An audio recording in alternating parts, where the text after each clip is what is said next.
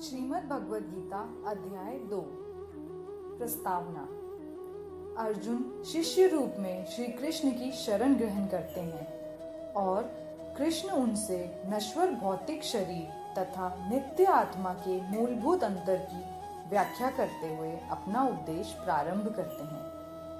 भगवान उन्हें देहांतरण की प्रक्रिया, परमेश्वर की निष्काम सेवा तथा स्वरूप सिद्ध व्यक्ति के गुणों से अवगत कराते हैं। अध्याय 2 गीता का सार। संजय ने कहा, करुणा से व्याप्त शोकयुक्त अश्रुपूरित नेत्रों वाले अर्जुन को देखकर मधुसूदन कृष्ण ने ये शब्द कहे। श्री भगवान ने कहा, हे अर्जुन, तुम्हारे मन में यह कल्मश आया कैसे? यह उस मनुष्य के लिए तनिक भी अनुकूल नहीं है जो जीवन के मूल्य को जानता हो। इससे उच्च लोक की नहीं अपितु अपयश की प्राप्ति होती है। हे पृथा पुत्र, इस हीन नपुंसकता को प्राप्त मत हो। यह तुम्हें शोभा नहीं देती। हे शत्रुओं के दमन करता, हृदय की क्षुद्र दुर्बलता को त्याग कर युद्ध के लिए खड़े हो। अर्जुन ने कहा, हे शत्रुहंता, हे मधुसूदन, मैं युद्ध भूमि में किस तरह भीष्म तथा द्रोण जैसे पूजनीय व्यक्तियों पर उलटकर बाण चलाऊंगा। ऐसे महापुरुषों को जो मेरे गुरु हैं, उन्हें मारकर जीने की अपेक्षा इस संसार में भीख मांगकर खाना अच्छा है।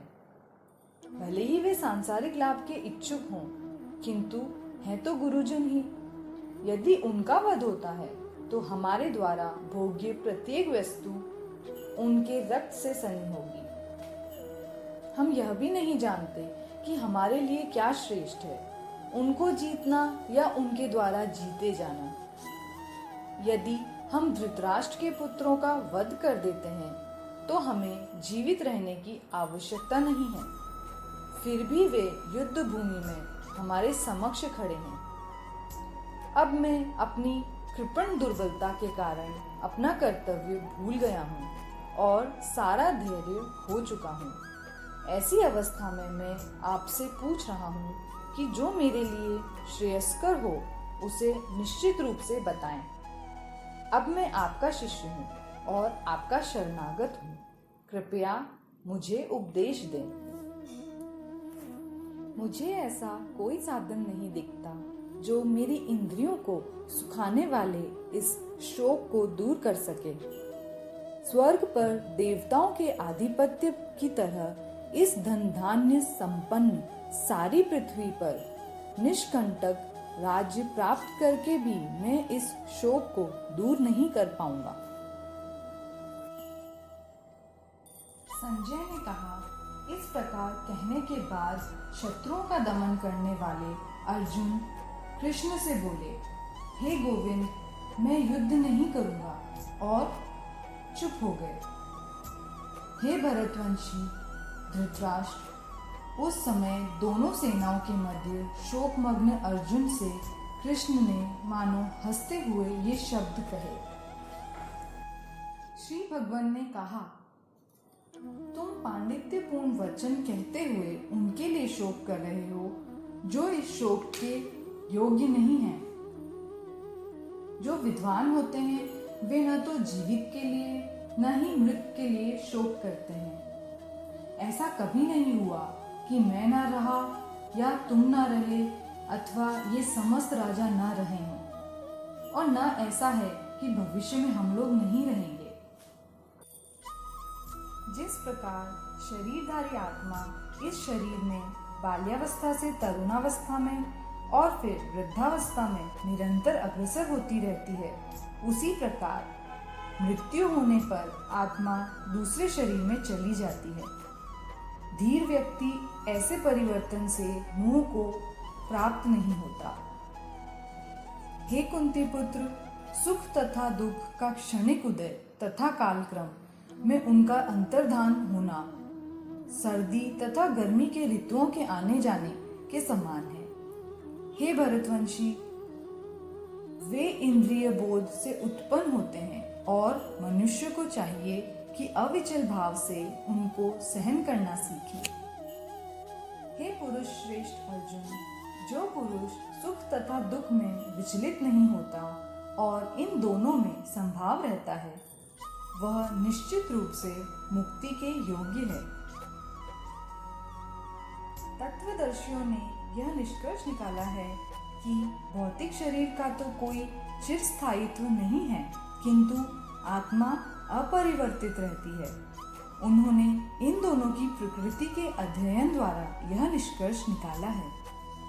जो सारे शरीर में व्याप्त है, उसे ही तो तुम अविनाशी समझो। उस अव्यय आत्मा को नष्ट करने में कोई भी समर्थ नहीं है। अविनाशी, अप्रमेय तथा शाश्वत जीव के भौतिक शरीर का अंत अवश्यंभावी है। अतः हे भरतवंशी, युद्ध करो। जो इस जीवात्मा को मारने वाला समझता है तथा उसे मरा हुआ समझता है, वे दोनों ही अज्ञानी हैं, क्योंकि आत्मा न तो मरती है और न मारी जाती है। आत्मा के लिए किसी भी काल में न तो जन्म है न मृत्यु। वह न तो कभी जन्मी है, न जन्म लेती है और न जन्म लेगी। वह अजन्मी, नित्य, शाश्वत तथा पुरातन है। शरीर के मारे जाने पर भी वह मारी नहीं जाती। हे पार्थ, जो व्यक्ति यह जानता है कि आत्मा अविनाशी, अजन्मी, शाश्वत तथा अव्यय है, वह भला किसी को कैसे मार सकता है या मरवा सकता है। जिस प्रकार मनुष्य पुराने वस्त्रों को त्याग कर नए वस्त्र धारण करता है, उसी प्रकार आत्मा पुराने तथा व्यर्थ के शरीरों को त्याग कर नवीन भौतिक शरीर धारण करती है। यह आत्मा न तो कभी किसी शस्त्र द्वारा खंड खंड की जा सकती है, न अग्नि द्वारा जलाई जा सकती है, न जल द्वारा भिगोई या वायु द्वारा सुखाई जा सकती है। यह आत्मा अखंडित तथा अघुलनशील है। इसे न तो जलाया जा सकता है, न ही सुखाया जा सकता है। यह शाश्वत, सर्वव्यापी, अविकारी, स्थिर तथा सदैव एक सी रहने वाली है। यह आत्मा अव्यक्त, अकल्पनीय तथा अपरिवर्तनीय कही जाती है। यह जानकर तुम्हें शरीर के लिए शोक नहीं करना चाहिए। किंतु यदि तुम यह सोचते हो कि आत्मा सदा जन्म लेती है तथा सदा मरती है, तो भी हे महाबाहु, तुम्हारे शोक करने का कोई कारण नहीं है। जिसने जन्म लिया है, उसकी मृत्यु निश्चित है और मृत्यु के पश्चात पुनर्जन्म भी निश्चित है। अतः अपने अपरिहार्य कर्तव्य पालन में तुम्हें शोक नहीं करना चाहिए। सारे जीव प्रारंभ में अव्यक्त रहते हैं, मध्य अवस्था में व्यक्त होते हैं और विनष्ट होने पर पुनः अव्यक्त हो जाते हैं। अतः शोक करने की क्या आवश्यकता है। कोई आत्मा को आश्चर्य से देखता है, कोई इसे आश्चर्य की तरह बताता है तथा कोई इसे आश्चर्य की तरह सुनता है, किंतु कोई इसके विषय में सुनकर भी कुछ नहीं समझ पाते। हे भरतवंशी, शरीर में रहने वाले का कभी भी वध नहीं किया जा सकता। अतः तुम्हें किसी भी जीव के लिए शोक करने की आवश्यकता नहीं है। क्षत्रिय होने के नाते अपने विशिष्ट धर्म का विचार करते हुए तुम्हें जानना चाहिए कि धर्म के लिए युद्ध करने से बढ़कर तुम्हारे लिए अन्य कोई कार्य नहीं है। अतः तुम्हें संकोच करने की कोई आवश्यकता नहीं है। हे पार्थ, वे क्षत्रिय सुखी हैं जिन्हें ऐसे युद्ध के अवसर अपने आप प्राप्त होते हैं और वे स्वर्ग लोक को प्राप्त होते हैं।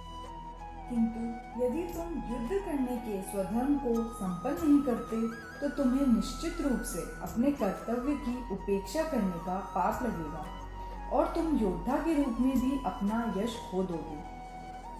लोग सदैव तुम्हारे अपयश का वर्णन करेंगे और सम्मानित व्यक्ति के लिए अपयश तो मृत्यु से भी बढ़कर है। जिन जिन महान योद्धाओं ने तुम्हारे नाम तथा यश को सम्मान दिया है, वे सोचेंगे कि तुमने डर के मारे युद्ध भूमि छोड़ दी है और इस तरह वे तुम्हें तुच्छ मानेंगे। तुम्हारे शत्रु अनेक प्रकार के कटु शब्दों से तुम्हारा वर्णन करेंगे और तुम्हारी सामर्थ्य का उपहास करेंगे। तुम्हारे लिए इससे दुखदाई और क्या हो सकता है? हे कुंती पुत्र, यदि तुम युद्ध में मारे गए तो स्वर्ग प्राप्त करोगे, या यदि तुम जीत गए तो पृथ्वी के साम्राज्य का भोग करोगे। अतः दृढ़ संकल्प करके खड़े हो और युद्ध करो। तुम सुख या दुख, हानि या लाभ, विजय या पराजय का विचार किए बिना युद्ध के लिए युद्ध करो। ऐसा करने पर तुम्हें कोई पाप नहीं लगेगा। यहाँ मैंने वैश्लेषिक अध्ययन द्वारा इस ज्ञान का वर्णन किया है। अब निष्काम भाव से कर्म करना बता रहा हूँ, उसे सुनो। हे पृथापुत्र, तुम यदि ऐसे ज्ञान से कर्म करोगे तो तुम कर्मों के बंधन से अपने को मुक्त कर सकते हो। इस प्रयास में ना तो हानि होती है ना ही ह्रास, अपितु इस पद पर की गई अल्प प्रगति भी महान भय से रक्षा कर सकती है। जो इस मार्ग पर चलते हैं वे प्रयोजन में दृढ़ रहते हैं और उनका लक्ष्य भी एक होता है।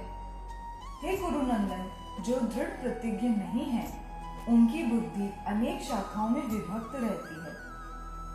अल्पज्ञानी मनुष्य वेदों के उन अलंकारिक शब्दों के प्रति अत्यधिक आसक्त रहते हैं जो स्वर्ग की प्राप्ति, अच्छे जन्म, शक्ति इत्यादि के लिए विविध सकाम कर्म करने की संस्तुति करते हैं। इंद्रिय तृप्ति तथा ऐश्वर्यमय जीवन की अभिलाषा के कारण वे कहते हैं कि इससे बढ़कर और कुछ नहीं।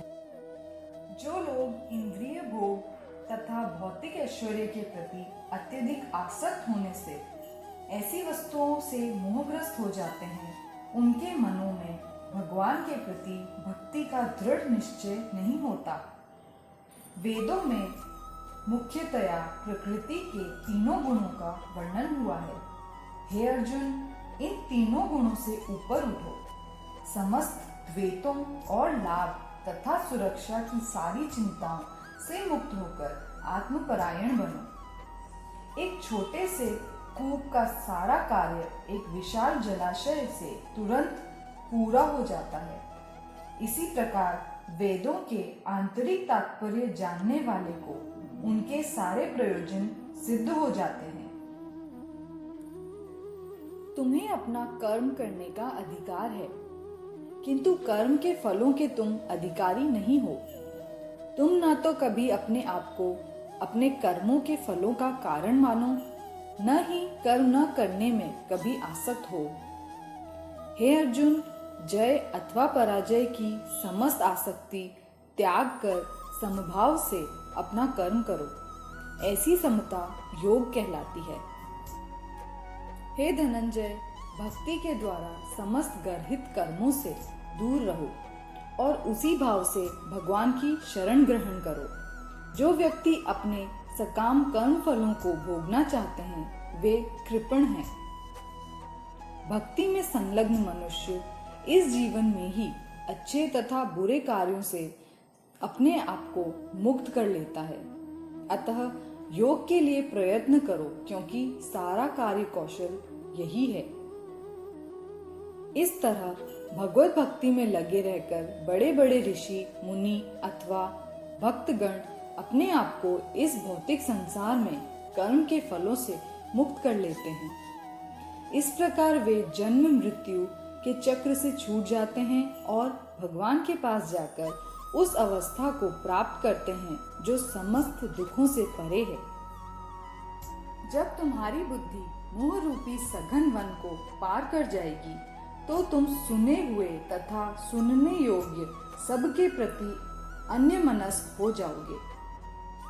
जब तुम्हारा मन वेदों की अलंकारमयी भाषा से विचलित ना हो और वह आत्म साक्षात्कार की समाधि में स्थिर हो जाए, तब तुम्हें दिव्य चेतना प्राप्त हो जाएगी। अर्जुन ने कहा, हे कृष्ण, अध्यात्म में लीन चेतना वाले व्यक्ति के क्या लक्षण हैं? वह कैसे बोलता है तथा उसकी भाषा क्या है? वह किस तरह बैठता और चलता है? श्री भगवान ने कहा, हे पार्थ, जब मनुष्य मनोधर्म से उत्पन्न होने वाली इंद्रिय तृप्ति के समस्त कामनाओं का परित्याग कर देता है और जब इस तरह से विशुद्ध हुआ उसका मन आत्मा में संतोष प्राप्त करता है, तो वह विशुद्ध दिव्य चेतना को प्राप्त कहा जाता है, जो त्रय तापों के होने पर भी मन में विचलित नहीं होता अथवा सुख में प्रसन्न नहीं होता और जो आसक्ति, भय तथा क्रोध से मुक्त है, वह स्थिर मन वाला मुनि कहलाता है। इस भौतिक जगत में जो व्यक्ति न तो शुभ की प्राप्ति से हर्षित होता है और न अशुभ के प्राप्त होने पर उससे घृणा करता है, वह पूर्ण ज्ञान में स्थिर होता है। जिस प्रकार कछुआ अपने अंगों को संकुचित करके खोल के भीतर कर लेता है, उसी तरह जो मनुष्य अपनी इंद्रियों को इंद्रिय विषयों से खींच लेता है, वह पूर्ण चेतना से दृढ़ता पूर्वक स्थिर होता है।